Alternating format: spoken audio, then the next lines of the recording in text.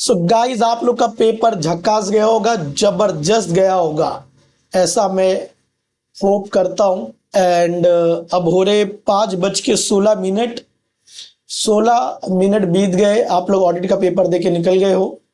And अब मैं वो ऑडिट के पेपर का यहाँ पे एनालिसिस करने वाला हूँ, वो भी एकदम डिटेल्ड में। ठीक है, मेरे पास एकदम फ्रेश क्लीन एकदम क्वेश्चन पेपर पड़ी है और इसका भी हम लोग डिटेल्ड में एनालिसिस करेंगे अच्छे से। ठीक है गाइस, तो let's start with CA inter paper review auditing and ethics Jain 2025। Start करते हैं क्वेश्चन नंबर 1 से। केस सिनारियो जो है एमसीक्यू, पहले वो स्टार्ट करेंगे हम लोग। गाइस, मैं ये क्वेश्चन ऐसे पूरा रीड नहीं करूंगा।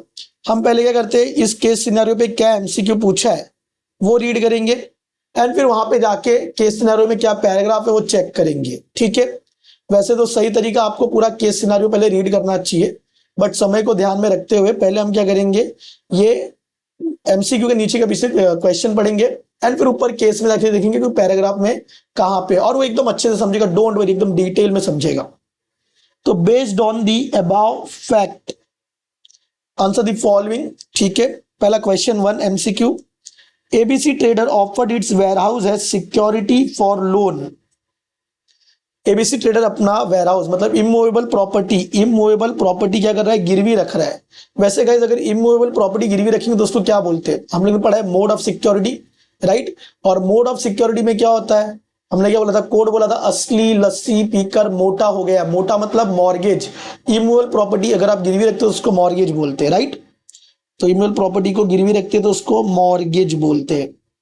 फिर HFC bank created a charge on the warehouse. HFC bank ने अपने पास एक गिरवी रख दी है। एबीसी ट्रेडर अपनी इमूवेबल प्रॉपर्टी एचएफसी बैंक के पास गिरवी रख रहा है और यहां पे हमको बताना है whether bank is required to get stock audit done of cash credit of ABC trader. मतलब ये इमूवेबल प्रॉपर्टी के अगेंस्ट एचएफसी बैंक ने इस इमूवेबल प्रॉपर्टी के अगेंस्ट एबीसी ट्रेडर को लोन दिया है, that is loan is cash credit loan दिया है। ठीक है, अब वो बोल रहा है कि जो कैश क्रेडिट लोन दिया है क्या उसका ऑडिट करवाना जरूरी है, स्टॉक ऑडिट। तो यहाँ पे डेफिनेटली स्टॉक भी गिरवी रखा होगा। इमूवेबल प्रॉपर्टी के साथ एबीसी ट्रेडर ने स्टॉक और डेटर भी गिरवी रखा होगा।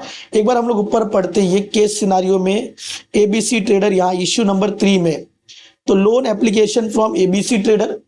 ABC trader applied for cash credit limit CC loan के लिए from HFC bank working capital requirement.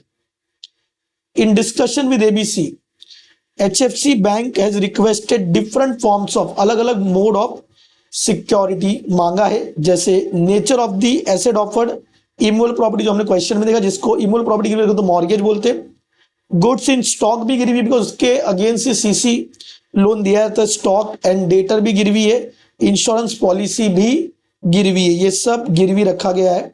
ठीक है, बोरोवर प्रोवाइडेड दी सिक्योरिटी, मतलब एबीसी ट्रेडर ने ये सब सिक्योरिटी दिया और उसके अगेंस्ट उसको कैश क्रेडिट लोन मिला है 4.5 करोड़ का। कितने का? 4.5 करोड़ का। ये पूरा एबीसी के बारे में। तो इस क्वेश्चन में यही तो बोला है कि whether bank is required to get stock audit done of cash credit account of ABC trader. ABC trader को 4.5 करोड़ का लोन दिया है, क्या बैंक को एबीसी ट्रेडर का स्टॉक ऑडिट करवाना चाहिए? आप लोग बोलो मुझे। देखो, 5 करोड़ के ऊपर का अगर लोन होता है तो बैंक ने एबीसी ट्रेडर को लोन दिया है, और इफ वो लोन अमाउंट अबाउ 5 करोड़ होता तो एबीसी ट्रेडर का स्टॉक ऑडिट बैंक किसी सीए से करवाता। यहाँ पे तो 4.5 करोड़ का सीसी लिमिट है तो लोन करवाने की जरूरत नहीं, स्टॉक ऑडिट करवाने की जरूरत नहीं है। तो हम यहाँ पे देखते हैं क्या क्या ऑप्शन है। सिक्योरिटीज प्लेज नहीं, देखो इस क्वेश्चन में, ये जो एमसीक्यू क्वेश्चन में इमूवेबल प्रॉपर्टी गिरवी रखा तो मॉर्गेज, प्लेज देखते ही काट दो, मॉर्गेज। यस, इमूवेबल प्रॉपर्टी गिरवी रखना 1 में बोला, इमूवेबल प्रॉपर्टी गिरवी रखना मतलब मॉर्गेज है। And bank is required to get stock audit done wrong. 4.5 crore है, 5 करोड़ के नीचे तो स्टॉक ऑडिट करने की जरूरत नहीं है। अगेन प्लेज काट दो बिकॉज इमूवेबल प्रॉपर्टी यहाँ पे एमसीक्यू में बोला है तो मॉर्गेज होता है। सिक्योरिटी ग्रेडेड एज मॉर्गेज, ये राइट है। And bank is not mandatory required to get done stock audit because 5 crore के नीचे है।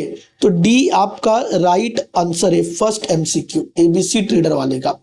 सेकेंड एमसीक्यू पढ़ते हैं अगेन, फिर जाके देखेंगे कौन सा सिनारियो है। Whether correct classification and provisioning norms have been applied in the account of precision engineering. तो ऊपर हम लोग जाके देखते प्रिसीशन इंजीनियरिंग के रिलेटेड क्या बात है, ये इश्यू 4। प्रिसीजन इंजीनियरिंग बोरोवर है, ठीक है, और उसने 300 करोड़ का सीसी लोन लिया है, और लेकिन बैलेंस शीट पे आउटस्टैंडिंग कितना है 308, मतलब 8 लाख का ओवरड्यू चल रहा है।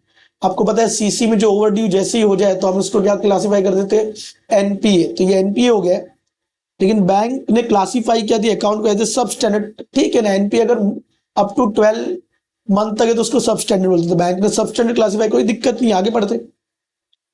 One fine day DGM, bank का डीजीएम इंस्पेक्शन करने गया, उसने बोरोवर की एरिया से जा रहा था तो उसने बोरोवर की लोकेशन पे गया, वहां पे देखा जो बिल्डिंग ऑक्यूपाइड है बोरोवर वो डैमेज है, बोरोवर का जो बिल्डिंग है फैक्ट्री वो डैमेज है, जो मशीनरी है वहां पे अवेलेबल ही, जो मशीनरी गिरवी रखा है, जो बिल्डिंग गिरवी रखा है वो डैमेज है, स्टॉक और अदर एसेट जो अवेलेबल इन दी प्रीमाइसेस वो सब डैमेज है या अवेलेबल नहीं है।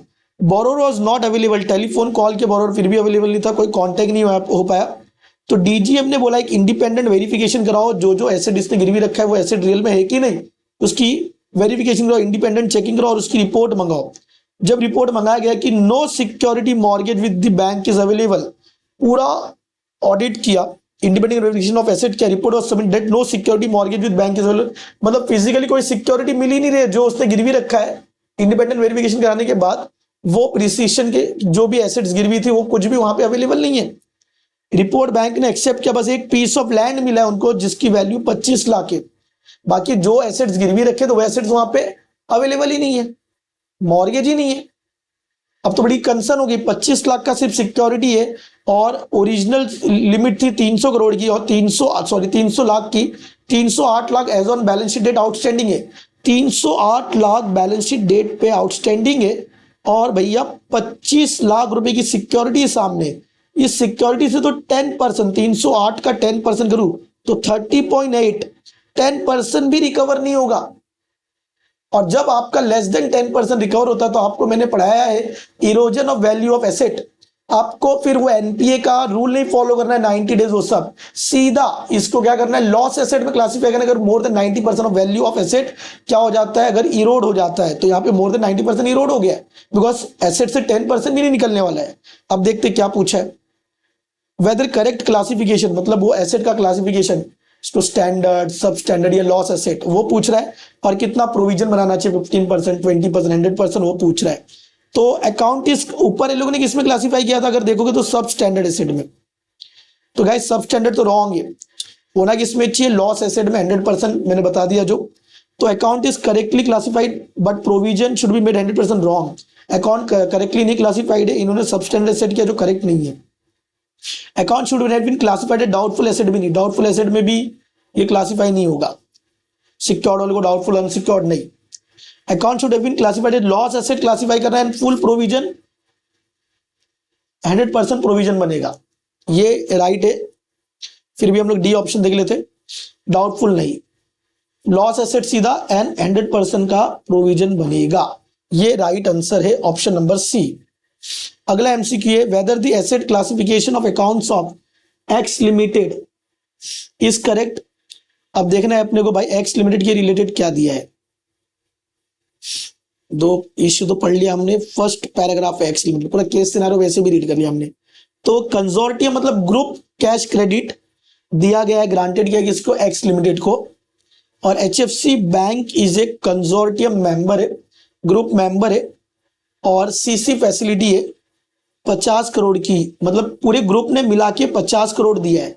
तो यहाँ पे अगर देखा जाए तो एचएफसी मेंबर है, प्लस हो सकते 9 बैंक और है, टोटल मिला के कितने 10 बैंक है, 10 बैंक ने मिला के एक्स लिमिटेड को 50 करोड़ का सीसी लिमिट दिया है, ठीक है। सपोज इसके अंदर लीड बैंकर है आईडीबीआई लीड बैंकर है, बट हमको किसके एंगल से देखना है, एचएफसी मेंबर बैंकर है, एचएफसी का जो शेयर है 10 करोड़ है, तो इसमें 50 करोड़ तो सबने मिला के दिया, आईडीबीआई लीड बैंकर है, एचएफसी की हम बात कर रहे हैं, आईडीबीआई हमने अज्यूम किया कि लीड बैंकर है, एचएफसी ने 10 करोड़ दिया, इस 50 करोड़ में एचएफसी का शेयर कितना है 10 करोड़, और ओवर दी पास्ट 2 क्वार्टर से इंटरेस्ट 1.75 करोड़ का आउटस्टैंडिंग है, debited in the cash rate, मतलब 1 पॉइंट, मतलब एचएससी का जो शेयर है 10 करोड़ का सीसीए एक्स लिमिटेड को, उसमें एचएससी के शेयर का 1.75 करोड़ इंटरेस्ट अभी तक एचएफसी को मिला नहीं है, एचएससी नहीं, एचएफसी को अभी तक मिला नहीं है, उसके शेयर 10 करोड़ का कितना इंटरेस्ट नहीं मिला, 1.75 करोड़ आउटस्टैंडिंग है,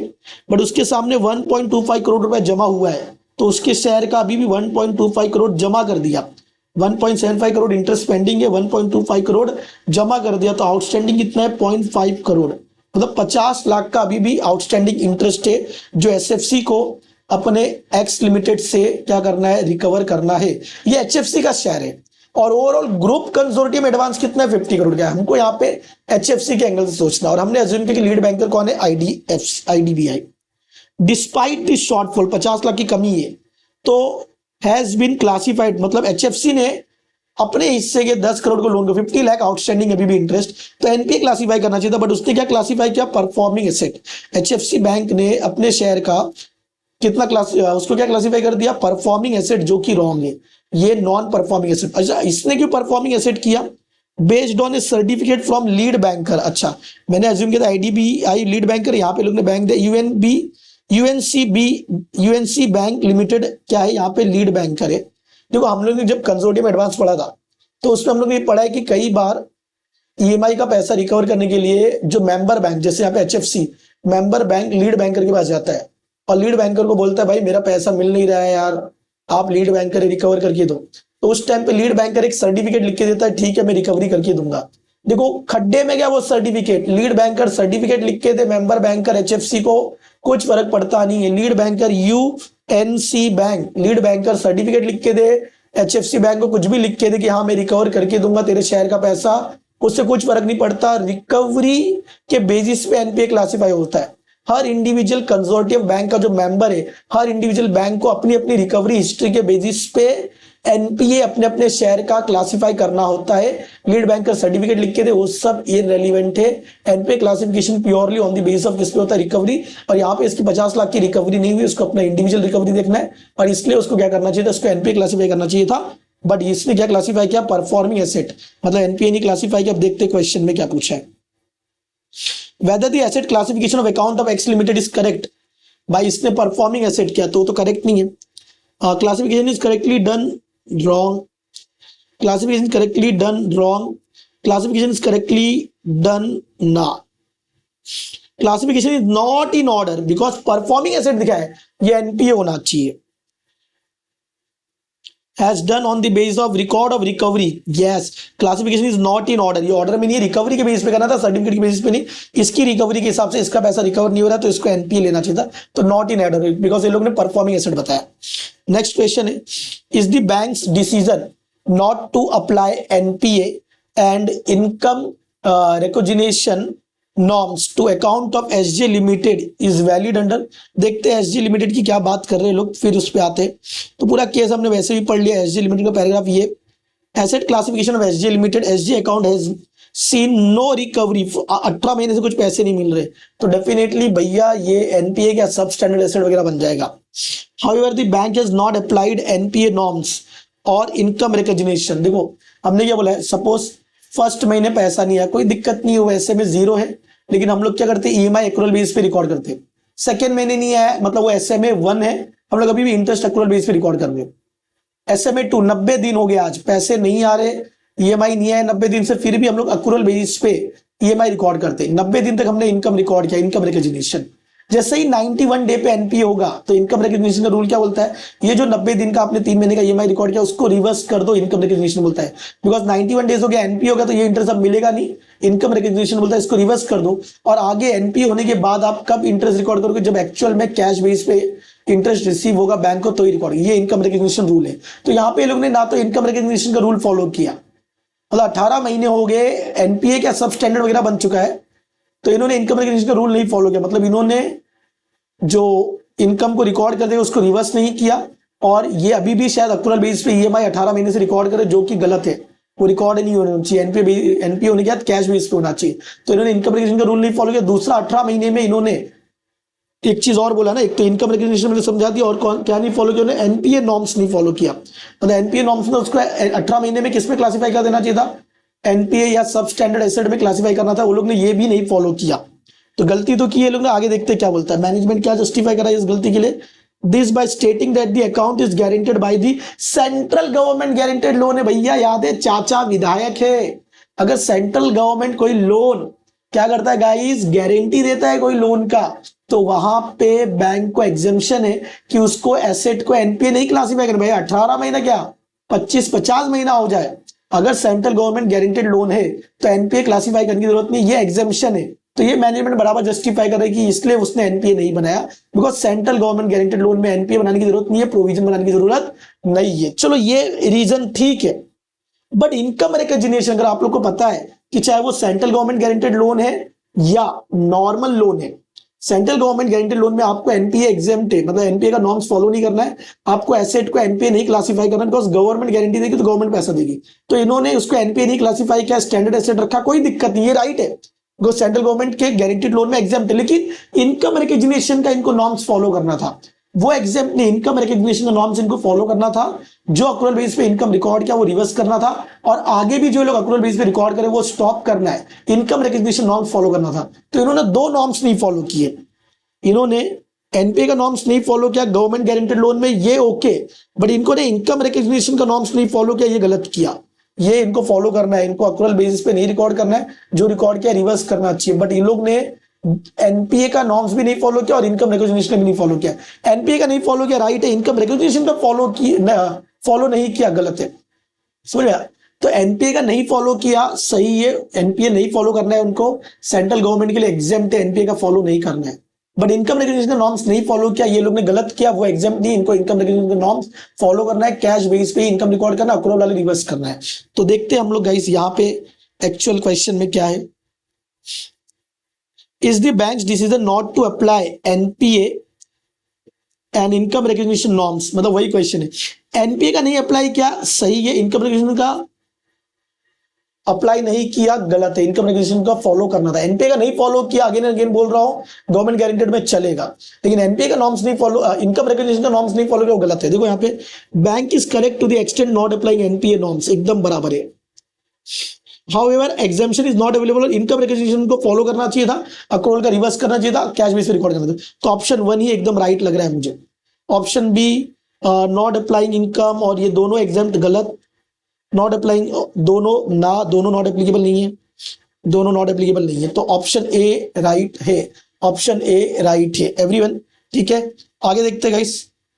अब यहाँ पे जो फिफ्थ एमसीक्यू क्वेश्चन है गाइस, ये ऊपर के केस सिनारियो से इररेलेवेंट है, ये एक इंडिपेंडेंट एमसीक्यू है। इंडिपेंडेंट एमसीक्यू देखो क्या क्वेश्चन है। Management of ECX system limited acknowledge that the going concern assumption will not be suitable while preparing the affairs, मतलब गोइंग कंसर्न assumption अप्रोप्रिएट नहीं है, एंड इन्फॉर्म किया लोग ने ऑडिटर को that the fact of uncertainty related to going concern would suitably be disclose in the notes to account. और इन्होंने बोला कुछ मटेरियल अनसर्टेनिटी है जो नोट्स टू अकाउंट में लोग ने डिस्क्लोज भी किया है, मतलब मैनेजमेंट ने बोला गोइंग कंसर्न assumption यहाँ पे सही नहीं है। सेकंड उन लोग ने जो मटेरियल अनसर्टेनिटी है गोइंग कंसर्न को लेके वो लोग ने एफएस में डिस्क्लोज किया है। How should the auditor address while preparing the independent audit report. तो गाइज यहाँ पे अगर मेरे को बोलोगे ना ऑप्शन पढ़ेगा तो बता दो क्या है। सबसे पहले to include a separate opinion, पहले तो जिन बच्चों को डिफिकल्ट लगता है वो एकदम सिंपल दिमाग लगाए, गोइंग कंसर्न की चीज की ऑडिट मैटर में नहीं आएगी, की ईओएम में नहीं आएगा, हाँ की ऑडिट मैटर में नहीं आएगा, भले 570 बट की ऑडिट मैटर में नहीं आएगा। गोइंग कंसर्न की चीज सिर्फ कहां आती है 570 में। एक तरीका ये था सही करेक्ट आंसर लाने का, जो क्या लिखा है to include a separate section under the heading material uncertainty related to going concern. अपने को पता है अगर कोई गोइंग कंसर्न को लेकर कोई अगर मटेरियल अनसर्टेनिटी है तो हमको क्या करना पड़ता है अपने ऑडिट रिपोर्ट में ताऊ बीजी जो फॉर्मेट टीए टाइटल एड्रेस सी फिर ओपिनियन फिर बी बेस ओपिनियन और जी गोइंग कंसर्न का जो फिफ्थ ऑर्डर में ऑडिट रिपोर्ट में जो है गोइंग कंसर्न, वहां पे जाके हमको एक हेड डालना है material uncertainty relating to going concern, वहां पे लिखना है क्या मटेरियल अनसर्टेनिटी है वो अपने को वहां पे ऑडिट रिपोर्ट में बताना है। लेकिन गाइज यहाँ पे अगर देखोगे हम लोग ये डिस्क्लोजर मटेरियल अनसर्टेनिटी का ऑडिट रिपोर्ट में ऑडिटर कब देता है जब गोइंग कंसर्न का assumption एप्रोप्रिएट है बट मटेरियल अनसर्टेनिटी एग्जिस्ट करता है। गोइंग कंसर्न का assumption एप्रोप्रिएट है बट मटेरियल अनसर्टेनिटी एग्जिस्ट करता है। इसका मतलब क्या है गोइंग कंसर्न का assumption का एप्रोप्रिएट है तो करंट ईयर कोई दिक्कत नहीं, आगे मटेरियल अनसर्टेनिटी है तब हम लोग 570 में ऑडिट रिपोर्ट में जाके ताऊ बीजी के जी गोइंग कंसर्न में ये वाला सेपरेट हेड बना के ये डिस्क्लोजर ऑडिट रिपोर्ट में देते हैं हम लोग। लेकिन यहाँ पे तो थोड़ी क्वेश्चन की ड्राफ्टिंग में मिस्टेक हो गई है। पहले लाइन में बोला कि going concern assumption is not suitable, तो ये क्या शो कर रहा है कि करंट ईयर में he going concern assumption appropriate नहीं है और मटेरियल अनसर्टिनिटी है। वैसे करंट ईयर में गोइंग कंसर्न अजम्पशन अप्रोप्रिएट नहीं तो सीधा एडवर्स देते, समझ में आ रहा है। बट अभी यहाँ पे क्वेश्चन की ड्राफ्टिंग में एरर है। ये ऐसे होगा कि गोइंग कंसर्न अजम्पशन अप्रोप्रिएट है, साथ में कुछ मटेरियल अनसर्टेनिटी है, और इसलिए उसको यहाँ पे एक करेक्ट ऑप्शन है इसका। तो थोड़ा ड्राफ्टिंग का इसमें इश्यू लग रहा है, समझ में एवरीवन। अब 5 ये सब नहीं, 570 की चीजें क्योइड मैटर में नहीं आती, क्योइड मैटर में नहीं आती, क्योइड मैटर में नहीं आती, समझे एवरीवन। 6th क्वेश्चन एलएलपी, भाई इसको तो आरटीपी एमटीपी करके जो अभी जो लेटेस्ट आरटीपी थी उसमें एलएलपी पे क्वेश्चन था। और एलएलपी आप ऑडिट और लॉ में भी पढ़ते हो, लॉ का क्वेश्चन बोले ऑडिट दोनों सेम ही है। बोल रहा है कौन सी चीज इनकरेक्ट है एलएलपी को लेके, क्या LLP statement of cost of goods, work in progress ये सब मेंटेन करता है? यस। स्मॉल एलएलपी वो है जिसका टर्नओवर 40 लाख से कम होता है और आगे जाके लिमिट को गवर्नमेंट 50 करोड़, तो ये स्मॉल एलएलपी का भी डेफिनेशन राइट है। LLP is required to file annual return in form 11 with ROC within 30 days, wrong, 60 days में करना पड़ता है, ये इनकरेक्ट है। इन्होंने पूछा इनकरेक्ट क्या, तो इस ऑप्शन सी वाला इनकरेक्ट है, ये हमारा एमसीक्यू सी राइट है यहाँ पे। और designated before the end of, yes, auditor को अपॉइंट, तो ऑप्शन सी 60 डेज में होता है, तो ये इनकरेक्ट है। अगला एमसीक्यू है इंटेंजिबल को लेके, in case any intangible asset is not in active use, दिमाग लगाओ, इंटेंजिबल एसेट अगर एक्टिव यूज में नहीं है मतलब उसका एग्जिस्टेंस अब खत्म हो गया है, वो एसेट का एग्जिस्टेंस अस्तित्व खत्म हो गया है, तो क्या कर दो, उसको बुक्स ऑफ अकाउंट से निकाल दो और उसके ऊपर अमोर्टाइजेशन, जैसे टेंजिबल एसेट पे डेप्रिसिएशन करते हैं इस तरह इंटेंजिबल एसेट पे अमोर्टाइजेशन, एसेट भी क्या कर दो, अमोर्टाइजेशन करना बंद कर दो, उसको बुक्स ऑफ अकाउंट से निकाल दो। तो डिलीशन करना चाहिए डेफिनेटली, बुक में जो इंटेंजिबल एसेट उसको डिलीट मतलब निकाल दो, राइट ऑफ कर दो। पोस्ट अप्रूवल, लेकिन पहले अप्रूवल लेना पड़ेगा मैनेजमेंट से, मैनेजमेंट देखेगा अप्रूवल देगा, यस रियल में इंटेंजिबल एसेट क्या है, नॉट एक्टिव है, रियल में नॉट एक्टिव है, इसका अप्रूवल देगा मैनेजमेंट और उसके बाद आप उसको डिलीट कर दो, बुक से निकाल दो। तो पहला ऑप्शन राइट दिख रहा है, सेकंड भी पढ़ लेते। Amortisation charge has cease beyond the date of deletion, definitely एक बार आपने उसको डिलीट कर दिया, बुक से राइट ऑफ कर दिया, डिलीट मतलब राइट ऑफ कर दिया, नॉट एक्टिव है, अप्रूवल लेने के बाद राइट ऑफ करने के बाद उस पर अमोर्टाइजेशन मतलब डेप्रिसिएशन अमोर्टाइजेशन भी क्या करते हैं, सीज बंद कर देना चाहिए। तो दोनों राइट दिख रहे हैं, बट आगे पढ़ते हैं। Deletion with respect to post approval, approval लेके करना है। Amortisation shall continue, wrong, amortisation continue है, डिलीशन के बाद अरे जिस दिन डिलीशन हो गया उसी डेट को अमोर्टाइजेशन बंद होना चाहिए, तो ये तो रॉन्ग है, बोल रहा है अमोर्टाइजेशन कंटिन्यू रहेगा। डी वाला, ए और बी अभी तक अपने को राइट लग रहा है। डी वाला the deletion with respect to intangible asset that has been recorded in the books of account post approval, तो अप्रूवल लेने के बाद रिकॉर्ड करना है। And the amortisation has ceased beyond, देखो जो ए और बी का पॉइंट है दोनों राइट था, दोनों डी में एक साथ है कि पोस्ट अप्रूवल किया उसको डिलीट कर दिया और डेट ऑफ डिलीशन से अमोर्टाइजेशन बंद कर दिया, तो ए और बी दोनों अलग अलग राइट थे, डी में दोनों एक साथ आ गया, तो most appropriate D right answer होना चाहिए, मोस्ट अप्रोप्रिएट सिलेक्ट करना है। 7 एमसीक्यू हो गया हमारे गाइस, अभी बज रहे हैं 5:38, ठीक है, और करीबन 22 मिनट से हम लोग ये एमसीक्यू डिस्कस करें, आपके एग्जाम होके 38 मिनट हो गई है और 22 मिनट हो गए हमको ये एमसीक्यू डिस्कस करते करते, ठीक है। अभी केस सिनेरियो 2 का एमसीक्यू स्टार्ट करने के पहले देखो गाइस, जिन बच्चों को कल की तैयारी नेक्स्ट पेपर की डे आफ्टर पेपर की तैयारी करनी है, एफएमएसएम की तैयारी कर सकता है, ये वीडियो मैं अपलोड भी करने वाला हूं आफ्टर दी एफएमएसएम के पेपर के बाद, ठीक है गाइस, ठीक है। तो 20-22 मिनट हो गए और हमको आगे बढ़ना है, बाकी के भी एमसीक्यू करना है फटाफट। पीकेएच एंड एसोसिएट एक चार्टर्ड अकाउंटेंट है, अगेन हम लोग पहले क्वेश्चन रीड कर लेते हैं और फिर आके ये करेंगे, ठीक है। बट सही तरीका क्या है, ऑलवेज पहले पूरा केस रीड करो। तो based on the fact answer करना 8 to 11। हाउ विल यू, ये बराबर स्कैन नहीं हुआ है, categorise the information pertaining to financial year 2022-23, हमको 22-23 के बारे में कुछ इंफॉर्मेशन दिया है और उस इंफॉर्मेशन को तुम किस में कैटेगराइज करोगे, तो हम देखते हैं यहाँ पे 22-23 की बात कहाँ चल रही है। यहाँ देखो, on going through the audit file check कर रहे 22-23 का, कौन चेक कर रहा है, राहुल करके बंदा है, ऑडिट टीम का बंदा है जो क्या कर रहा है, ऑडिट फाइल चेक कर रहा है 22-23 फाइनेंशियल ईयर की। उसने फाउंड किया कि उसके अंदर एक रिवाइज एंगेजमेंट लेटर है, उसने देखा उस 22-23 के ऑडिट फाइल में वर्किंग पेपर भी है, मैट को लेके, डिफर टैक्स को लेके, मतलब टैक्स के कैलकुलेशन, और उसने कुछ वेरिफिकेशन किया। तो ये फाइल कौन सी कंपनी की चेक कर रहा है, फॉक्स लिमिटेड की, फाइनेंशियल 22-23 की, इसको 22-23 में प्रिपेयर किसने किया था, डी ने, रिव्यू किसने किया था, एफ ने, और लास्ट ईयर मतलब 22-23 लास्ट ईयर है, तो कौन से सीए ने इसको अप्रूव किया था, सीए के ने। तो मतलब राहुल 22-23 का ऑडिट फाइल देख रहा है, तो डेफिनेटली राहुल 23-24 का ऑडिट करना है, 22-23 के ऑडिट फाइल से एक हेल्प ले रहा है। तो 22-23 में उसको ये सब दिखा, और क्या दिखा 22-23 ने, 22-23 के ऑडिट फाइल में उसको एक डब्बा दिख रहा है जिसमें लिखा है वाउचिंग करेंगे, 10% चेक करेंगे रैंडम सैंपलिंग से, और कौन चेक करेगा, ट्रेस करेंगे entry with books of account, 10% ही चेक करेंगे रैंडम सैम्पलिंग से। फ्यू इनवॉइस चेक करेंगे विद जीएसटी पोर्टल, 10% ही चेक करेंगे रैंडम सैम्पलिंग। और कौन करेगा? डी करेगा। गाइज ये क्या है मुझे बताओ, ऐसा डब्बा जहाँ पे रेडीमेड लिखा है इतना ही चेक करेंगे, कैसे चेक करेंगे, क्या क्या चेक करेंगे? ऑडिट प्रोग्राम मतलब ना एकदम डिटेल में होता है, कौन चेक करेगा, कितना चेक करेगा, क्या क्या चेक करेगा, स्टेप बाय स्टेप। तो ये जो इंफॉर्मेशन है ये क्या ऑडिट प्रोग्राम है ये, ठीक है। तो यहाँ पे हम लोग देखते हैं, उसने पूछा था how will you categorise the information जो 22-23 का मिला है इन रिलेशन टू, क्या ऑडिट प्लान है? नहीं। ऑडिट प्रोग्राम है? यस। Audit guideline? नहीं। Audit procedure? नहीं। ऑडिट प्रोग्राम है, राइट आंसर बी। नेक्स्ट है which of the following audit procedure perform before finalising the audit report of message fox limited by Rahul is not, मतलब कौन सी चीज as per ऐसे 560 नहीं है, नॉट एज पर ऐसे 560। तो अपने को चेक करना है भाई 560 वाली बात कहाँ कर रही है, कौन सी चीज? ये देखो यहाँ पे सब्सिक्वेंट इवेंट है। तो before finalising the audit report of message fox limited for the financial year 23-24 Rahul perform, देखो ये करंट ईयर का ऑडिट करना है, अभी 23-24 की बात चल रही है। कुछ उसने सब्सिक्वेंट इवेंट के रिगार्डिंग कुछ प्रोसीजर परफॉर्म के देखते हैं हम लोग। Understanding of procedure establish by company to ensure, मतलब कंपनी कैसे सब्सिक्वेंट इवेंट आइडेंटिफाई करती है उसकी अंडरस्टैंडिंग लिया, सही है, लेना पड़ता है ऑडिटर को। फिर इंक्वायर करता पड़ता है, मैनेजमेंट से इंक्वायर भी करना पड़ता है क्या सब्सिक्वेंट इवेंट है जो 31 मार्च की बात हो, ये भी सही है। Read entities latest subsequent interim financial report, मतलब 31 मार्च खत्म हो गया तो अप्रैल जो 31 मार्च 2024 है उसके बाद अप्रैल से लेके मई जून, तो ये भी सब्सिक्वेंट इवेंट का इंट्री में, ये भी सही प्रोसीजर है। Read the minutes of the meeting of message fox limited that have been held up to 31 March 2024 ना, ये मिनट भाई 31 मार्च 2024 के बाद सब्सिक्वेंट होता है, तो ये प्रोसीजर रॉन्ग है। देखते हैं क्या क्वेश्चन पूछा है। तो इसने पूछा कि कौन सा ऐसे 560 के हिसाब से प्रोसीजर नहीं किया है उसने।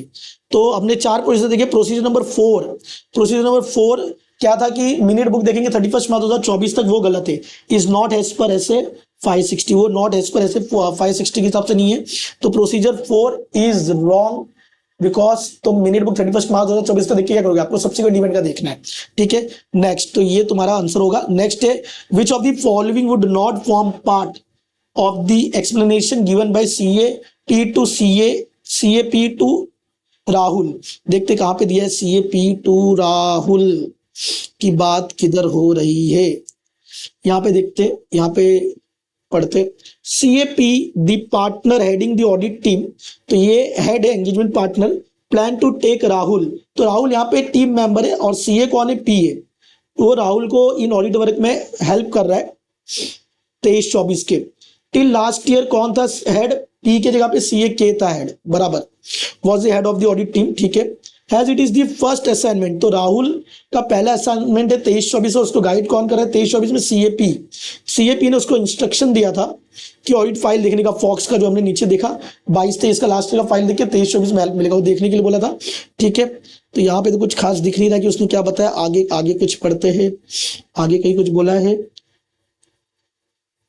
यहाँ पे देखते ही टॉट, मतलब Rahul taught it is mandatory to obtain engagement letter, पता ना ऐसे 2 टाइम एंगेजमेंट लेटर, तो राहुल को लगा एंगेजमेंट लेटर लेना mandatory every year and handed over the revise draft, और उसने क्या किया एंगेजमेंट लेटर बना के किसको दे दिया? CAP, जो उसको गाइड कर रहा है। तो CAP बॉस है और राहुल उसका टीम मेंबर है, स्टाफ है। तो CAP सरप्राइज है हैज टू वाई, राहुल ने क्यों रिवाइज एंगेजमेंट लेटर बनाया, CAP उसके लिए क्या है? सरप्राइज है। और CAP ने एक्सप्लेन किया situation under which it is necessary to obtain a revise, तो CAP यहाँ पे गाइड कर रहा है राहुल को कि कौन से सिचुएशन में रिवाइज एंगेजमेंट लेटर लेना चाहिए। याद है ना, revise engagement letter recurring audit में बार बार तुम एंगेजमेंट लेटर नहीं भेजते हो, रिकरिंग ऑडिट में तुम एंगेजमेंट लेटर कब भेजते हो? रिवाइज एंगेजमेंट लेटर जब कुछ गड़बड़ हो, जब कुछ चेंजेस हो, याद है चेंज सन ऑफ लॉ अपना कोड है। तो देखते हैं question, which of the following would not form the part of explanation given by CAP, तो CAP ने कब रिवाइज करना चाहिए एंगेजमेंट लेटर उसके बारे में एक्सप्लेनेशन दिया है, तो कौन सा रेलिवेंट नहीं है रिवीजन ऑफ एंगेजमेंट लेटर के लिए वो बताना है।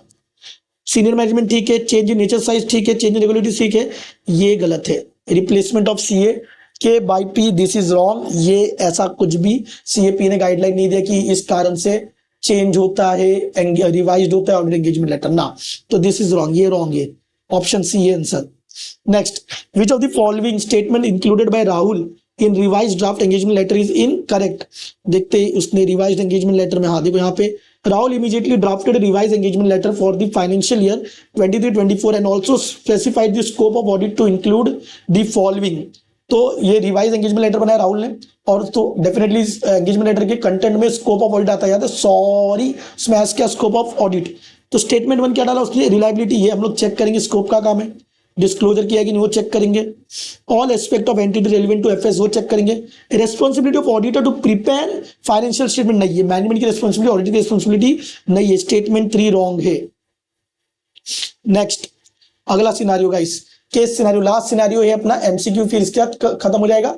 और अपने को भी 30 मिनट्स हो गए, और आज 19 जनवरी 5:46 हो गया, ठीक है, 46 मिनट हो गए आपको ऑडिट का पेपर देके निकल के, और 30 मिनट हो गए हम लोग को डिस्कशन करते करते, ठीक है। नेक्स्ट केस सिनारियो अगेन हम लोग वही तरीके से करेंगे। Based on the above fact, do you agree with all the ways suggested by CAZ to CAF? तो पढ़ के देखते कहां पे CAZ ने CAF को क्या सजेस्ट किया। यहां पे देखते हैं, on completion of risk assessment procedure CAF was wondering as to how he can verify existence of related party relationship and transaction, कैसे related party relationship and transaction check कर से। So he consulted one of his colleague, तो CAF ने एक अपने colleague CAZ का suggestion लिया कि कैसे रिलेटेड पार्टी देखेंगे। क्या रेगुलेटरी अथॉरिटी याद है 550 पटाखा चेक, यस, रेगुलेटरी अथॉरिटी के रिकॉर्ड से पता चलता है, इनकम टैक्स रिटर्न में पता चलता है डायरेक्टर कौन है, KMP कौन है, और लाइफ इंश्योरेंस पॉलिसी में नॉमिनी उससे पता चलता है, बट इन्वेंट्री के रिकॉर्ड से नहीं पता चलता है, inventory record maintain by entity नहीं पता चलता है। तो देखते हैं यहाँ पे क्वेश्चन क्या है, कौन सा सजेशन रॉन्ग है। तो इन्वेंट्री रिकॉर्ड कितना नंबर है, थर्ड वाला दिस, तो इससे हम लोग नहीं चेक कर सकते रिलेटेड पार्टी। नेक्स्ट है CAF performed which of the following analytical procedure to obtain the audit evidence with respect to the overall reasonableness of purchase quantity and raw material. Guys इसके बारे में तो मैं डायरेक्ट बता सकता हूं, देखो क्वांटिटी एंड रॉ मटेरियल का price, this is price, this is quantity. तो भाई सिंपल सी चीज है, एक तो रॉ मटेरियल से कंजम्पशन होता है, कंजम्पशन करके तुम कितना फिनिश गुड्स बनाओगे। तो मेरे को भाई एनालिटिकल प्रोसीजर पता है ना, कंपेयर करते ये फाइनेंशियल डेटा, ये नॉन फाइनेंशियल डेटा है, इतने प्राइस में इतनी क्वांटिटी लाया, तो इतने प्राइस में इतनी क्वांटिटी ऑफ रॉ मटेरियल लाके तो कितना कंज्यूम कर रहा है, कंजम्पशन ढूंढ सकते। ये 520 का कंजम्पशन एनालिसिस है, एक बार फिर भी ऊपर देख लेते। यहाँ पे दिया है CAF decided to perform analytical procedure, देखो to obtain audit evidence has to overall reasonableness of purchase quantity and price. For this CAF scrutinize raw material का consumption as per manufacturing account, वही चेक करना कितने price में कितना quantity है, कितना consumption, तो कंजम्पशन की एनालिसिस करे, कुछ इसमें अनयूजुअल है क्या, समझ में एवरीवन। नेक्स्ट ये 14 वाला देखते हैं, control target will be categorize in which of the following. तो ऊपर देखते हो टारगेट को लेके कहां पे बात किया है। CAF has been appointed as an auditor of the manufacturing entity. Pursuant to the appointment of CAF, plan to assess the risk of material misstatement during this process. Risk assessment कर रहे लोग। CAF ने observe किया कि entity ने कुछ various controls बनाए to mitigate the risk. तुम लोगों को अगर पता होगा टू यहाँ पे तुमको क्लिक होना चाहिए, कुछ वेरियस कंट्रोल मैनेजमेंट लगाए टू मिटिगेट द रिस्क, मतलब ऑटोमेटेड एनवायरनमेंट। अगर आप लोगों को पता, ऑटोमेटेड एनवायरनमेंट में दुगुना दुख होता है, SCD याद है ना, बाय सिक्योरिटी का रिस्क, अनऑथराइज्ड एक्सेस का डेटा लॉस का रिस्क होता है। ऑटोमेटेड एनवायरनमेंट के कंट्रोल में बहुत सारे नेचुरली क्या होते हैं, रिस्क होते हैं, और उससे बचने के लिए लोग कुछ कंट्रोल्स लगाते हैं जिससे रिस्क मिटिगेट कर सकते हैं। और वो कंट्रोल आपको पता है, एक होता है जनरल कंट्रोल जिसमें 4 अलग अलग कंट्रोल आते हैं, और एक होता है एप्लीकेशन कंट्रोल जिससे रिस्क को मिटिगेट करते हैं। उसके बारे में क्लिक होना चाहिए। The entity is implemented A control, तो टारगेट करके लोग ने कंट्रोल लगाया, और उसका ऑब्जेक्टिव है उस कंट्रोल एंश्योर प्रोडक्शन सिस्टम और process to meet data production system. बताया था ना, ये जनरल IT कंट्रोल में 4 चीजें थी, तो एक था डेटा सेंटर एंड नेटवर्क, ये उसकी बात कर रहा है। जनरल IT कंट्रोल में data centre and network, target जो इनका कंट्रोल हो क्या है, डेटा सेंटर नेटवर्क। वो क्या करता है, डेटा को प्रोड्यूस करता है, जेन्युइन डेटा प्रोड्यूस करेगा, अनऑथराइज्ड एक्सेस वाला डेटा नहीं होगा, और उससे जेन्युइन फाइनेंशियल रिपोर्टिंग ऑब्जेक्टिव होगा। तो ऑटोमेटेड एनवायरनमेंट में डेटा को सिक्योर रखने के लिए जनरल IT कंट्रोल में डेटा सेंटर एंड नेटवर्क वाला जो कंट्रोल लगाते हैं जनरल IT कंट्रोल, ये वो वाला है। तो टारगेट वो कंट्रोल है, समझ में आ रहा है, तुरंत क्लिक होना चाहिए भैया, इसलिए कॉन्सेप्चुअल क्लैरिटी होनी चाहिए। तो यहाँ पे देखो कंट्रोल टारगेट कह रहे हैं data centre and network operation, सीधा, ज्यादा सोचना नहीं। Next, which of the procedure perform by CAF is suitable for the satisfaction concern regarding the borrowings. Borrowings को लेके कहां बात किया है, बोरोविंग, हाँ। Ongoing through the financial statement provided by the entity, CAF observed that the entity has significantly borrowed the amount during the financial year 2023-24 में कुछ amount borrow किया. CAF want to ensure that all the borrowing on the balance sheet represent balance sheet date पे क्या represent करता है, valid claim by bank. देखो हमारी entity ने बहुत सारी लोन लिया है और सीएएफ को देखना, हमारी एंटिटी ने जो भी लोन लिया है सीएएफ को इंश्योर करना है कि that all the borrowing on the balance sheet date represent valid claim. मतलब बैलेंस शीट डेट में वो लोन रियल में एग्जिस्ट करता है क्या, एग्जिस्टेंस असर्शन चेक करना है ना. अगर वो रियल में एग्जिस्ट करता है तो ही बैंक और थर्ड पार्टी जिसने लोन दिया वो लोग क्लेम कर सकते हैं. तो उसने क्या प्रोसीजर लगाया, ऑडिटर ने क्या प्रोसीजर लगाया देखने के लिए कि रियल में बैलेंस शीट डेट पे हमारे क्लाइंट ने लोन लिया कि नहीं. तो subsequent transaction after the end of reporting period, तो सब्सिक्वेंट इवेंट हो गया, मेरे को बैलेंस शीट डेट पे देखना कितना लोन एग्जिस्ट करता है. Interest calculation is like measurement का असर्शन हो गया, कैलकुलेशन का असर्शन हो गया. Review board minute, board minute से पता चलता है कि लोन कितने अप्रूव किए गए 31 मार्च के दिन. तो इससे हम लोग कंफर्म कर सकते हैं एग्जिस्टेंस कि वो वैलिड बैलेंस शीट डेट पे जो बोरोइंग है वो वैलिड रिप्रेजेंट करता है. लोन बैलेंस को एग्रीड करना with loan payable agreement, this is completeness. ये क्या होता है, कंप्लीटनेस होता है. क्या होता है गाइस, ये कंप्लीटनेस. लोन बैलेंस को लोन एग्रीमेंट से कंफर्म करना तो कंप्लीटनेस होता है. यहाँ पे मेरे को एग्जिस्टेंस देखना तो बोर्ड मिनट से मुझे पता लगी कौन से लोन का ये लोग ने ना अप्रूवल दिया और वो फिर अगर अप्रूवल दिया तो वो लोन रियल में एग्जिस्ट करता है. तो सही यहाँ पे थर्ड लग रहा है. एग्जिस्टेंस के बारे में कुछ पूछ रहा है, देखते हैं हम लोग नीचे क्या क्वेश्चन है. Which of the procedure performed by CF is suitable for satisfaction of the concern regarding the borrowing.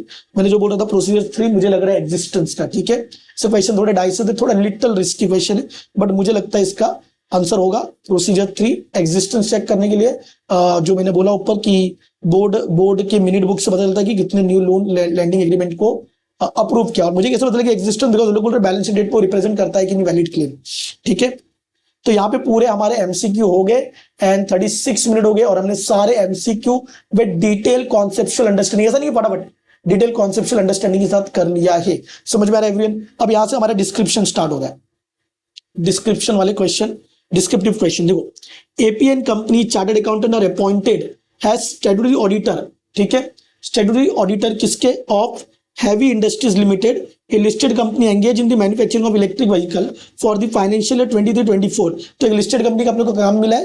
ठीक है, हैवी इंडस्ट्री लिमिटेड के हम लोग ऑडिटर है और कुछ गाइडलाइन आई है. रेगुलेटरी अथॉरिटी, मतलब लिस्टेड में रेगुलेटरी अथॉरिटीज ने, कुछ रेगुलेटरी बॉडी ने हमारी जो लिस्टेड कंपनी है हैवी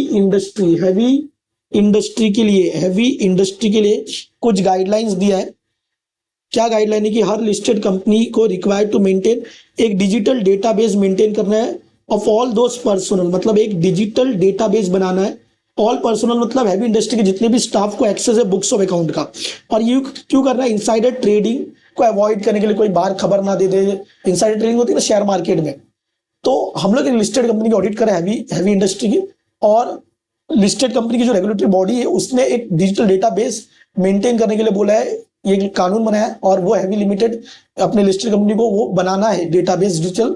उसमें क्या डालना है कि कौन कौन उनके कंपनी में जो बुक्स ऑफ अकाउंट को एक्सेस कर सकते हैं. ऐसा क्यों करना है, बिकॉज इनसाइडर ट्रेडिंग को अवॉइड करना है. तो ये एक रेगुलेटरी, ये जो लिस्टेड कंपनी का एंगेजमेंट हमको मिला ऑडिट एंगेजमेंट, तो उनके लिए एक रेगुलेटरी रिक्वायरमेंट बढ़ गया है कि उनको डिजिटल डेटाबेस. और ऑडिटर के लिए भी फिर ये एक्स्ट्रा काम बढ़ गया, स्कोप ऑफ ऑडिटर में ये एक्स्ट्रा काम बढ़ जाएगा. ऑडिटर को भी ये चेक करना पड़ेगा. अगर नॉन कंप्लायंस करेंगे तो हैवी पेनल्टी भी लगेगा. तो सीएपी एंगेजमेंट पार्टनर है ये हैवी इंडस्ट्री, हमने ऑलरेडी बोला. तो प्लानिंग के टाइम पे सीएपी, अच्छा अब प्लानिंग स्ट्रेटेजी बनाते हैं तो हम लोग प्लानिंग स्ट्रेटेजी पढ़ा है ना, element of planning strategy time पे कई बार मैनेजमेंट से हम लोग बातचीत भी करते हैं, लेकिन बात करने के टाइम पे पता नहीं चलना चाहिए कि हम लोग क्या प्लानिंग कर रहे हैं. तो बोल रहे हैं कि प्लानिंग करने के टाइम पे वो जाएगा आईटी हेड को पूछेगा कि वो लोग ने डिजिटल डेटाबेस, क्योंकि लॉ है भाई, बनाया कि नहीं बनाया, नहीं फॉलो किया तो इससे बहुत बड़ा रिस्क होगा. समझ में पूरा क्वेश्चन, बहुत ही ब्यूटीफुल क्वेश्चन है. आई थिंक ये एक डिफिकल्ट क्वेश्चन, अगर आपकी डिटेल अंडरस्टैंडिंग नहीं तो एक difficult question. Whether CAP is required to consider about the maintenance of digital database while framing audit strategy. देखो ऑडिट स्ट्रेटेजी फ्रेम करने के लिए 5 फैक्टर्स फॉलो करना पड़ता है. जैसे पहले pennant, preliminary engagement activity. Pennant एक रिसोर्सेज है जिससे दिमाग अच्छा चलेगा, वो रिसोर्सेज. फिर उसके बाद सीएस, याद है ना, सी मतलब कैरेक्टरिस्टिक्स ऑफ एंगेजमेंट कैरेक्टरिस्टिक्स. तो यहां पे गाइस 5 फैक्टर नहीं लिखना है, ये जो मेरे को बताओ कैरेक्टरिस्टिक्स ऑफ एंगेजमेंट, जो ऑडिट आप ले रहे हैं लिस्टेड कंपनी का, तो कैरेक्टरिस्टिक्स ऑफ एंगेजमेंट में एक पॉइंट आता है. कैरेक्टर्स ऑफ एंगेजमेंट के अंदर 4-5 पॉइंट आता है, उसमें एक पॉइंट आता है रेगुलेटरी एनवायरमेंट से, रेगुलेटरी लॉ से पता चलता है कि हमारे जो ऑडिट एंगेजमेंट हम लोग करेंगे उसकी क्या कैरेक्टरिस्टिक्स है। अब उसमें रेगुलेटरी से पता चल रहा है कि कैरेक्टरिस्टिक ऑडिट एंगेजमेंट क्या समझ में आ रहा है, इनको एक डेटाबेस मेंटेन करना डिजिटल, तो हमारा स्कोप ऑफ ऑडिट बढ़ जाएगा। और तो आप लोगों को पता है ऑडिट स्ट्रेटेजी में स्कोप आता है, और स्कोप किस तरह चलता है, कैरेक्टरिस्टिक्स ऑफ एंगेजमेंट से पता चलता है। फिर टाइमिंग, रिपोर्टिंग ऑब्जेक्टिव से पता चलता है, एंड डायरेक्शन सिग्निफिकेंट फैक्टर से। तो यहाँ पे सारे फैक्टर नहीं लिखना है, यहाँ पे 3 मार्क्स के लिए आपको ओनली कैरेक्टरिस्टिक्स ऑफ एंगेजमेंट वाले की 3-4 पॉइंट लिखना है। उसमें एक पॉइंट वो रिपोर्टिंग, रेगुलेटरी कोई लॉ बनता है तो उससे स्कोप अफेक्ट होता है, वो वाला आएगा, ठीक है। और whether the procedure plan by CAPR in line, मतलब वहां पे क्वेश्चन में देखो तो क्या प्रोसीजर फॉलो कर रहा है प्लान में। तो प्लानिंग जब आप बनाते हो ऐसे 300 के साथ, तो क्या प्रोसीजर होता है, एलिमेंट ऑफ प्लानिंग को याद करो। पहले आप क्या करोगे, प्रीलिमिनरी एंगेजमेंट एक्टिविटी, फिर ऑडिट स्ट्रेटेजी, फिर ऑडिट प्लान बनेगा, ये एक प्रोसेस है। और फिर ऑडिट प्लान डेवलप करने के टाइम पे एक प्रोसेस और क्या होता है जो सीए को ध्यान देना है, कि जब वो प्लान बनाएगा तो मैनेजमेंट से, अपने एंगेजमेंट टीम से भी डिस्कशन करेगा और मैनेजमेंट से भी डिस्कशन करेगा। लेकिन मैनेजमेंट से, जैसे यहाँ क्वेश्चन में बोला है मैनेजमेंट IT डिपार्टमेंट को डिस्कस करेगा, मैनेजमेंट से डिस्कशन करेगा, ये लिखना है आपको। प्रीलिमिनरी एंगेजमेंट करना है, स्ट्रेटेजी करना है, एंगेजमेंट टीम से डिस्कशन करना है। लेकिन मैनेजमेंट से डिस्कशन करने के टाइम पे ध्यान देना है कि कुछ भी उस मटेरियल प्लानिंग स्ट्रेटेजी के बारे में मैनेजमेंट को पता ना चले। तो ये प्रोसीजर प्लान 2 मार्क्स के लिए ये लिखना है, समझ में आया। नेक्स्ट क्वेश्चन है fashion garment limited. Fashion garment limited is a company engage in manufacturing and sale of readymade garment. ये लोग गारमेंट बना रहे हैं मैन के लिए, वुमेन के लिए, मतलब 3 अलग अलग किड के लिए, अलग अलग सेक्शन के। और पल एंड एसोसिएट CA है, स्टेटूटरी ऑडिटर है। इस FGL कंपनी के पार्टनर CA पल ने एक ऑडिट असिस्टेंट को बोला कि सेगमेंट इंफॉर्मेशन चेक करो बराबर है कि नहीं। अब ये ऑडिट असिस्टेंट एक नया बंदा है, नया स्टाफ है, नया आर्टिकल है, उसको कुछ गाइडेंस चाहिए कि क्या की रेस्पॉन्सिबिलिटी होती है ऑडिटर की सेगमेंट। तो ये डायरेक्ट क्वेश्चन है। डायरेक्ट क्वेश्चन क्या है, क्या की, देखो क्या रेस्पॉन्सिबिलिटी है, या व्हाट शुड CA पल गाइड द असिस्टेंट। देखो सेगमेंट रिपोर्टिंग SA 501 का क्वेश्चन है और AS 17।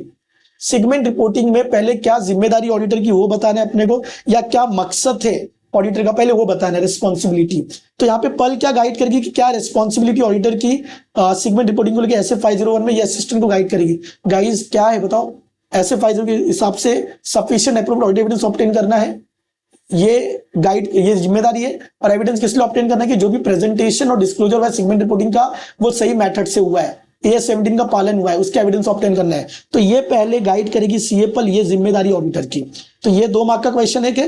और 3 मार्क के लिए क्या है, what audit procedure should CA Paul perform to ensure that the method used by the management to present segment information are in accordance with. और फिर हमने एक क्वेश्चन और पढ़ा 501 में कि ये तो हो गया भाई ऑब्जेक्टिव 501 का, रिस्पॉन्सिबिलिटी मतलब क्या, वही ऑब्जेक्टिव हमारी, जो ऑब्जेक्टिव हो भाई ऑडिटर की रिस्पॉन्सिबिलिटी फॉलो करना, कि वो एविडेंस ऑब्टेन करेगा सेगमेंट रिपोर्टिंग के हिसाब से, प्रेजेंटेशन डिस्क्लोजर हुआ कि नहीं।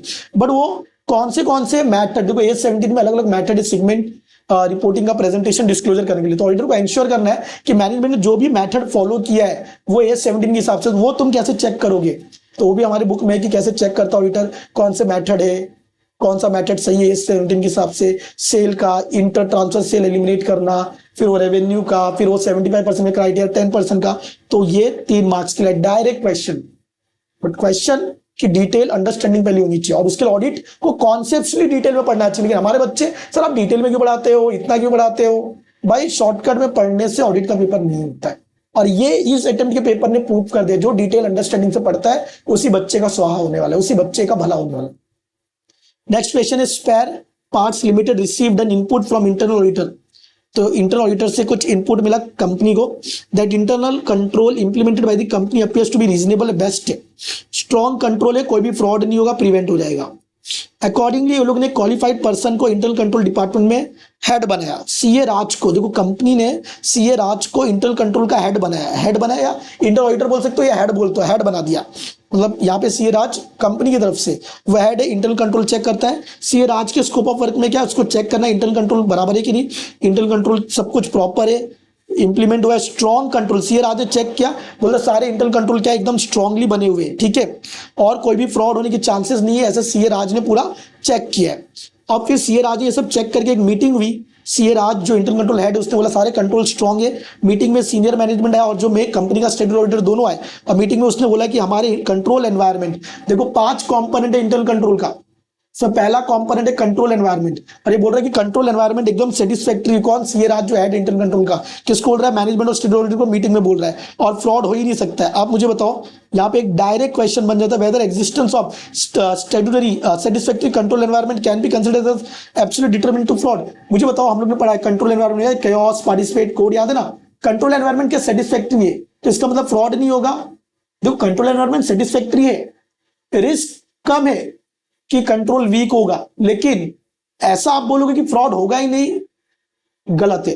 कंट्रोल एनवायरनमेंट कितना भी सेटिस्फैक्ट्री हो, रिस्क कम है कि गड़बड़ होने के चांसेस कम, बट तुम ये नहीं बोल सकते कि फ्रॉड एकदम होगा ही नहीं, फ्रॉड होने के चांसेस है। बिकॉज आज जो कंट्रोल एनवायरनमेंट में क्या होता है, इंटीग्रिटी, ऑनेस्टी होती है टीसीडब्ल्यूजी मैनेजमेंट की, वो फाउंडेशन होता है बाकी 4 कंपोनेंट ऑफ इंटरनल कंट्रोल के। तो बताओ, इंटीग्रिटी लोगों की बिगड़ सकती है नहीं, लोगों का ऑनेस्टी, नीयत कभी बिगड़ सकती है कि नहीं? तो कितना भी सेटिस्फैक्ट्री है, माना सेटिस्फैक्ट्री, तो रिस्क थोड़ा कम होगा सेटिस्फैक्ट्री, बाकी 4 कंपोनेंट के लिए बेस भी बनेगा, ये सब लिखना है उसमें, ये हम लोग पढ़ा है। लेकिन आप ये बोलोगे कि एकदम फ्रॉड से डिटर होते जाना, फ्रॉड होने के चांसेस फिर भी रहेंगे। ठीक है, ये डायरेक्ट क्वेश्चन है। अगेन ये अपने बुक में लेसन नंबर 3 में ये क्वेश्चन एग्जैक्ट ये 2 लाइन डाला हुआ है और उसका कंटेंट भी लिखा हुआ है। ठीक है, नेक्स्ट है XYZ। XYZ क्या है? लिमिटेड एक मैन्युफैक्चरिंग कंपनी है, एंगेज्ड, किसमें एंगेज्ड है? In the production of various types of yarn, कपड़े बना रही है। Is planning to expand its operation into geographical market, नया प्रोडक्ट ऐड करना है। प्रोस्पेक्टिव फाइनेंशियल इंफॉर्मेशन, अभी लोन चाहिए इनको भाई, आगे बिजनेस एक्सपांड करना, तो उसका PFI बना रहे। ठीक है, और इनको लोन लेना है उसके लिए। XYZ Limited engage a firm of auditor to conduct assurance engagement on prospective financial information। बताओ ना, लोन लेने में PFI का assurance engagement करवाना पड़ता है, याद है कि नहीं? ये लेसन 1 का क्वेश्चन है। During the engagement the auditor review the assumption made by, और आपको पता है पूरा PFI किस पे बनता है? assumption पे, तो assumption चेक करना पड़ता है। तो याद एक तो कहानी सुना है, यहाँ पे main question explain the key difference between PFI and historical. बताओ की डिफरेंस पूछा है, और दोनों में एश्योरेंस का क्या डिफरेंस है वो पूछा है। बताओ, ये तो डायरेक्ट इजी क्वेश्चन है भैया। कितने मार्क्स के लिए? लेसन नंबर 5 मार्क्स के लिए, difference between PFI and HFI, और दोनों में क्या एश्योरेंस देते और क्या कारण से देते। PFI पूरा पढ़ा याद है? 6, हाँ याद है कि नहीं? डाउट आ रहा है? मॉडरेट, लड़का लड़का, लड़की लड़की, 6 पॉइंट, लेसन नंबर 1 आ गया ना, ये बराबर ना? 1 बे त्रोण 5 6, याद है ना? तो भाई 5 मार्क का हलवा क्वेश्चन है ये तो लेसन नंबर 1 से। Next, CAH is a managing partner of HK and company, a chartered accountant firm, registered office का है दिल्ली में, with the annual task of reviewing threats to independence. अरे लेसन 11 का क्वेश्चन आ गया। Is observe CAH notice the following. अच्छा, यहाँ पे कुछ ना एकदम इजी क्वेश्चन लग रहा है ये, 5-6 कुछ दिए और आपको बताना कौन से टाइप का थ्रेट है। भाई एकदम इजी, हलवा भैया हलवा। CAJ partner of the firm perform statutory audit as well as non audit engagement, या स्टैट्यूटरी ऑडिट भी करो, नॉन ऑडिट एंगेजमेंट कौन सा threat? Self review threat. CM partner of the firm who has done income tax audit for Messrs FP Associate, wherein CAM has a material significant indirect financial interest by सीधा self interest rate। Cost of air travel and stay accommodation of family member का पूरा travelling. अरे भाई auditor जा रहा है तो auditor के ट्रैवलिंग का खर्चा उठा, ठीक है, और स्टे का भी, ट्रैवलिंग का भी, वो भी एयरलाइन, फैमिली सबका, मतलब ये फैमिलियरिटी ट्रेट है। फिर one of the client Messrs Chalk limited threatened to replace intimidation threat. Next, CA क्यों धमकी दिया ना, थ्रेटेंड। और CAN partner of the firm who has audited the NM private limited, arbitrator मतलब वकील बन रहा है, advocacy threat. CAN accepted the assignment of tax audit. Contingent fee सीधा याद है ना, ए अंधा पैसे कमाना है, BCD, चीटिंग, कंटिजेंट फी, फाइनेंशियल इंटरेस्ट थ्रेट। यार हलवा था ये, 3 मार्क्स का हलवा। और 2 मार्क्स के लिए इन सच थ्रेट एग्जिस्ट, तो what auditor should do? Safe guard लगाना चाहिए। क्यों? पहले वाई सेफ गार्ड? बिकॉज लोगों को कॉन्फिडेंट होता है इंडिपेंडेंट ऑडिट पे। फिर सेकेंड, सेफ गार्ड में क्या है? फंडामेंटल प्रिंसिपल्स, कोई भी प्रोफेशन फॉलो करो तो सेफ गार्ड अपने आप बेटर लगेगा, थ्रेट रिड्यूस हो जाएगा। और बिफोर एक्सेप्टिंग ऑडिट, देखो थ्रेट एग्जिस्ट करता है क्या? बिफोर नहीं है तो एक्सेप्ट कर लो, लेकिन बाद में थ्रेट आ गया तो क्या करने का? एलिमिनेट एंड या तो रिड्यूस करने का ट्राई करो बेस्ट एक्सेप्टेबल लोअर रिस्क पे, और वो भी नहीं होता तो विड्रॉ कर लो, ऑडिट को छोड़ दो। याद है ना? क्या हलवा 5 मार्क्स का यार, हलवा है लेसन नंबर 11 से। क्या यार, ठीक है। अभी तक अगर मैं नोटिस करूं तो 1-2 ही बहुत डिफिकल्ट क्वेश्चन है, या 1-2 ही MCQ डिफिकल्ट है। तो अभी तक ये एवरेज, या आप बोल सकते हो थोड़ा ऊपर एवरेज 1-2 क्वेश्चन अगर जो है थोड़े डिफिकल्ट है, बाकी तो यार अभी तक नॉर्मल लग रहा है। नेक्स्ट, FRP एसोसिएट 6-5 हो गए, 19 जनवरी 6-5, कोई दिक्कत नहीं गाइस, हो जाएगा, अभी खत्म हो जाएगा, 15-20 मिनट हो जाएगा, धीरे धीरे हम लोग को 50 मिनट हो गए डिस्कशन करते करते। तो FRP associate are the statutory auditor of paint private limited, company is into the business of trading and has operation across the India. CM partner in charge of the audit is carrying out the audit procedure with his audit team. तो pen private limited के हम लोग auditor है और CM क्या in charge है, ठीक है।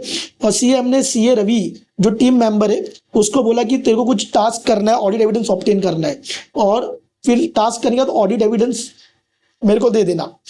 अब यहाँ पे मुझे एक डायरेक्ट क्वेश्चन दिख रहा है, पूरा रामायण पढ़ने की जरूरत नहीं है। How can CM ensure that the evidence collected by Ravi during the audit will be sufficient for the purpose of audit और नॉट। तुमको बताना कि कब ऑडिट एविडेंस सफिशिएंट होगा, कैसे ऑडिट डिसाइड करेगा कि इतना क्वांटिटी इतना सफिशिएंट है ऑडिट एविडेंस ओपिनियन देने के लिए, कंक्लूजन ड्रॉ करने के लिए। गाइस अगेन 500 की सीरीज, ऐसे 500 ऑडिट एविडेंस, बताओ सफिशिएंस कैसे पता कि ऑडिट एविडेंस सफिशिएंट है, उसके कुछ फैक्टर है। देखो क्वांटिटी किस पे डिपेंड करता है, एमआरपी और क्वालिटी पे, तो मटेरियलिटी एक फैक्टर है, रिस्क असेसमेंट सारे कोड है भैया, हेलीकॉप्टर शॉट वो भी लॉजिकल, सफिशिएंसी क्वांटिटी किस पे डिपेंड करता है, एमआरपी पे, तो materiality, risk of material statement and P क्या था, पी पॉपुलेशन एंड क्वालिटी से भी अफेक्ट होता है सफिशिएंसी ऑडिट एविडेंस। भाई डायरेक्ट क्वेश्चन था, हलवा था, कितने मार्क्स का, 4 मार्क्स का। Next, ABCN company chartered accounting firm has been appointed as the auditor of statutory auditor है, मतलब एबीसीएन कंपनी सीए स्टैट्यूटरी किसके, पैन प्राइवेट लिमिटेड के 23-24 में। तो during the audit one of the team member mister R ने notice किया कि that Pan private limited has purchase software, कितने का परचेस किया, 2 करोड़ का सॉफ्टवेयर परचेस किया, और वो हार्डवेयर नहीं है, not integral part of hardware, मतलब सॉफ्टवेयर है, सॉफ्टवेयर हार्डवेयर नहीं है। सॉफ्टवेयर क्या होता है, इंटेंजिबल एसेट है, कहाँ जाएगा ये इंटेंजिबल एसेट में। Mr. R further observed that the PEN Private Limited has conducted some research. Research का खर्चा कितना, 1 करोड़। तो रिसर्च के खर्चे को पीएनएल में मोस्टली डालते हैं अगर वो फ्रूटफुल नहीं होता है तो, ठीक है। पैन प्राइवेट लिमिटेड ने इंडियन गैप के हिसाब से डिस्क्लोजर दिया है शेड्यूल 3 के हिसाब से। प्रॉपर्टी प्लांट इक्विपमेंट के अंदर बताओ, प्रॉपर्टी प्लांट इक्विपमेंट क्या होता है, टेंजिबल एसेट। टेंजिबल एसेट के अंदर क्या सॉफ्टवेयर इंटेंजिबल एसेट आएगा, रॉन्ग डिस्क्लोजर है। और रिसर्च तो पीएनएल में जाना चाहिए अगर वो फ्रूटफुल नहीं होता, नॉर्मली रिसर्च पीएनएल में जाता है, रिसर्च के खर्चे कंट्रोल में नहीं है, तो भाई ये पीएनएल में जाना चाहिए। आपने किधर डाल दिया, tangible asset property plant equipment के हेड के अंदर, गलत। और इवन सॉफ्टवेयर इंटेंजिबल जाना चाहिए, तो आपने टेंजिबल में डाल दिया, पीपी में गलत डिस्क्लोजर है। Mister R approach the engagement partner with the about detail and inquired about the correctness of the presentation by Pan private limited in the terms of schedule 3। Mister R further wanted to ensure that all, यहां से main question शुरू हो रहा है। Mister आर further wanted to ensure that all addition to intangible asset during the year have been recorded। सारे intangible asset को properly appropriately record किया है। in short वो क्या पूछ रहा है भाई, guide mixer, all intangible assets are properly recorded, मतलब completeness आपको लिखना है, completeness डायरेक्ट क्वेश्चन है, completeness assertion of intangible asset। intangible asset का completeness कैसे चेक करते हैं वो लिखना है। कैसे पता sir, all intangible assets are recorded properly, उस पे गाइड करना है। completeness assertion again lesson number 5 का क्वेश्चन है भाई, पढ़ के जाओगे तो एकदम इजी है। completeness कैसे चेक करेंगे, सारे intangible asset all recorded, उसकी completeness assertion कैसे चेक करेंगे। 5 मार्क्स के लिए 7-8 पॉइंट है, 5 पॉइंट भी लिखते तो तुम्हारा काम बन जाता। Next, Project India Limited is engaged in the manufacturing and trading of disposal glasses and plates। Social gathering वो लगता है ना, दोनी वोनी पेपर प्लेट वगैरह वो सब, दोनी भी बोलते हैं यूपी में उसको। XYZ and company chartered accountant statutory auditor, ये लोग PIL का 23-24 का लोग ने कुछ analytical procedure carried out by the team headed CS that indicate कि by revenue going downward PL revenue सिर्फ 50% अचीव होगा, तो 50% रेवेन्यू गिर रहा है, और ये लोग कोई स्टेप भी नहीं ले रहे रेवेन्यू को इंक्रीज करने के लिए न्यू प्रोडक्ट के लिए। प्रॉफिटेबिलिटी गिर रही है, सप्लायर पहले कैश डिमांड कर रहा है, कहीं ना कहीं गोइंग कंजर्वेशन दिख रहा है, सब बुरे बुरे दिन दिख रहे, सब गलत गलत दिख रहे। कैश फ्लो देखो पूरा भी 12 महीने का कैश फ्लो दिया है। तो keeping in the view what can be likely purpose of CAZ इन दी, देखो भाई एकदम सिंपल है, पहले पर्पस और अगेन ऑब्जेक्टिव ऑफ ऐसे 570 लिखना है। सिंपल है, क्या पर्पस है कि हम लोग यहाँ पे देखो सप्लायर कैश में माल दे रहा है, सिर्फ कस्टमर टूट जा रहे, 50% रेवेन्यू गिरे, मतलब गोइंग कंसर्न अफेक्टेड है। तो गाइज हमने क्या पढ़ा है, पहले ऑब्जेक्टिव में क्या लिखोगे कि ऑडिटर को पहले क्या करना है, मैनेजमेंट का असेसमेंट वेरीफाई करना है, खुद भी असेसमेंट करना है, और उससे अगर ऑडिटर ने आइडेंटिफाई, यहाँ पे आइडेंटिफाई कर लिया ऑडिटर ने कि कुछ इवेंट्स है जो क्या करे, डाउट करे, सिग्निफिकेंट डाउट और गोइंग कंसर्न पे कि बड़ा घाटा हो रहा है कंपनी का, और सिग्निफिकेंट डाउट है गोइंग कंसर्न का अगर, तो भाई कंपनी का आगे जाके बोलबाला गड़बड़ हो सकता है। तो ये रीजन है कि हमको क्या करना पड़ेगा, कैश फ्लो देखना पड़ेगा। तो यहाँ पे पर्पस क्या है, क्यों कैश फ्लो को देखना है, बिकॉज मैनेजमेंट ने कुछ फ्यूचर प्लान बनाया, वही कैश फ्लो होता है। तो पर्पस क्या है, पहले लिखोगे कि हमने आइडेंटिफाई किया ऐसी ऐसी घटना है, और उस कारण से हमको क्या करना पड़ेगा, इस कारण से हमको, इस पर्पस से हमको देखना कि मैनेजमेंट का फ्यूचर प्लान क्या, पहले वो लिखोगे 3 मार्क्स। और फिर 2 मार्क्स के लिए कैसे तुम चेक करोगे कैश फ्लो के अंदर जो फोरकास्ट है वो एप्रोप्रिएट है कि नहीं, बताओ। एडिशनल ऑडिट प्रोविजन पड़ा है, कि वो अजम्पशन बेसिस, देखो अजम्पशन बेसिस जिससे कैश फ्लो का फोरकास्ट बनाया है वो फिगर सही है कि नहीं। देन उसके बाद ये चेक करना कि कैश फ्लो आने वाला कहां से, जो कैश फ्लो देने वाला है उसके बारे में भी चेक करो कि भाई उसकी भी फाइनेंशियल क्रेडिबिलिटी है कि नहीं। बताओ ऐसे 570 मतलब 500 की सीरीज है अगेन, और गोइंग के 5 मार्क का क्वेश्चन आता ही आता है। बताओ इजीली लिख सकते हो, बट अगेन तुम्हारी डिटेल अंडरस्टैंडिंग होनी चाहिए। सिंह एंड एसोसिएट, अगला क्वेश्चन क्या है, Singh and associate while carrying out the statutory audit of rubber industry limited observe that debtor are not making payment invoices, debtor बराबर पेमेंट नहीं कर रहे, has the debtor constitute 60% of the total asset, मतलब material है ना 60% total asset का क्या है, डेटर, तो मटेरियल है। तो ऑडिटर ने बोला भाई ये मटेरियल तो एक्सटर्नल कंफर्मेशन करना है और हर डेटर का एक्सटर्नल कंफर्मेशन करना जो 1 लाख के ऊपर है। मैनेजमेंट ने एक्सटर्नल कंफर्मेशन करने नहीं दिया। अब भाई एक्सटर्नल कंफर्मेशन नहीं करने दिया तो एविडेंस नहीं मिला, तो ऑडिटर डिस्क्लेमर ऑफ ओपिनियन दे रहा है। अब यहाँ पे मेन लोग क्या पूछ रहे हैं कि डिस्क्लेमर ओपिनियन देने के टाइम पे गाइडेंस चाह रहे लोग, क्या अमेंडमेंट होता है बेस्ड ओपिनियन पैराग्राफ में। आप लोगों को पता है जब भी ऑडिटर डिस्क्लेमर ओपिनियन देता है तो बेस्ड ओपिनियन में कुछ चीजें क्या होती है, चेंजेस होती है, जैसे एविडेंस मिला नहीं है, थोड़े वर्डिंग चेंजेस होती है, 2-3 चीजें नहीं लिखनी पड़ती है ऑडिटर की रिस्पॉन्सिबिलिटी वाली। तो बेस्ड ओपिनियन में क्या क्या, डायरेक्ट क्वेश्चन है, अगर डिस्क्लेमर ओपिनियन दोगे तो बेस्ड ओपिनियन में क्या क्या चेंजेस होती है। अगेन ये डायरेक्ट क्वेश्चन है 4 मार्क्स के लिए ऐसे 700 से। Next question, PQR and company chartered accountant have been appointed as a statutory auditor of MGM limited के स्टैट्यूटरी ऑडिटर है लोग, ठीक है। The financial statement of the company have material outstanding, debtor मतलब अगेन डेटर के ऊपर outstanding है debtor. Ageing of debtor is being done by internal auditor ने, एजिंग क्या डेटर का, स्टैट्यूटरी ऑडिटर कौन है, पीक्यूआर, और डेटर यहाँ पे मटेरियल है, मटेरियल डेटर्स के एजिंग रिपोर्ट किसने बनाया, इंटरनल ऑडिटर ने।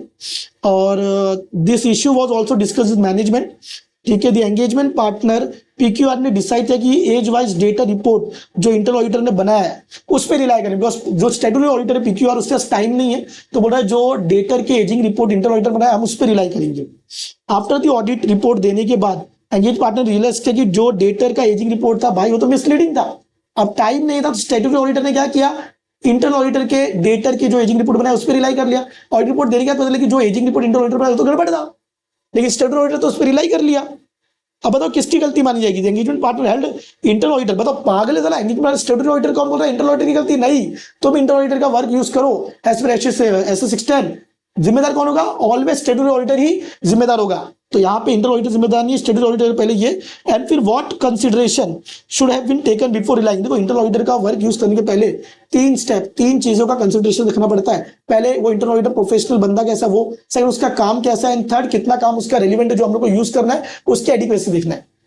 तो ये भाई डायरेक्ट क्वेश्चन है, समझ में आया। SS 610 का अगेन SS 610 कहाँ पे, लेसन नंबर 4 से ही है, identify and explain the assertion, मतलब डायरेक्ट क्वेश्चन भैया, ये पूरे एग्जांपल मॉड्यूल में दिए हुए एग्जांपल एज इट इज आ गया है। Employ benefit expenses do not include the cost of any unauthorised personal, तुमको बताना कौन सा असर्शन, एम्प्लॉय बेनिफिट मतलब सैलरी, सैलरी में सिर्फ ऑथोराइज पर्सनल के एक्सपेंसेस रिकॉर्ड हुए, क्या नहीं रिकॉर्ड हो रहे, अनऑथराइज पर्सन के रिकॉर्ड हो रहे। देखो जो रियल में तुमने जिन लोगों को काम पे रखा है वो लोग ऑथोराइज है, लीगल लोग है, उनको ही सैलरी का खर्चा अक्कर हो रहा है, उनको ही एम्प्लॉय बेनिफिट तुम पे कर रहे हो। ऑथोराइज पर्सनल का एम्प्लॉय बेनिफिट तुमने रिकॉर्ड किया, दैट मीन्स जो रियल में उतने एम्प्लॉय अक्कर हुए, उतने अक्करेंस हुए, उतने सैलरी एम्प्लॉय बेनिफिट ट्रांजेक्शन अक्कर्ड हुए, अनऑथोराइज अक्कर्ड नहीं हुए, अनऑथोराइज को इंक्लूड नहीं किया, मतलब ये अक्करेंस सिर्फ ऑथोराइज ट्रांजेक्शन को रिकॉर्ड किया गया है, अक्करेंस से ही है, अनऑथोराइज को रिकॉर्ड किया नहीं गया है।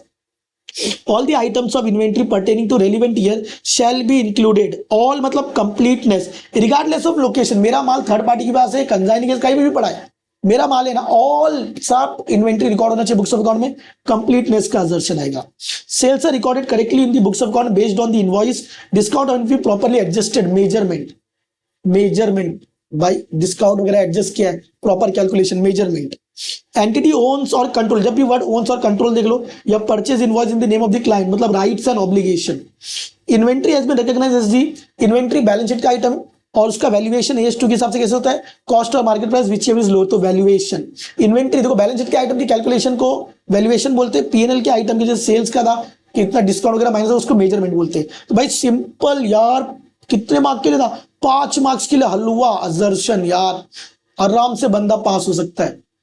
Next question, NSG and company chartered accountant is the statutory auditor of message backlog private limited, financial 23-24। BPL is engage in providing telecom service के क्लाइंट है अपना, और टेलीकॉम रेगुलेटर ने कुछ फी डिपॉजिट करने वाला, मतलब हमारा क्लाइंट बीपीएल टेलीकॉम सेक्टर में, और ये लोग ने टेलीकॉम का कुछ रूल्स रेगुलेशन नहीं फॉलो किया, वॉयलेशन किया, उसके लिए वो लोग ने कुछ फीस, पेनल्टी बोल सकते हो या फी भरने के लिए बोला है।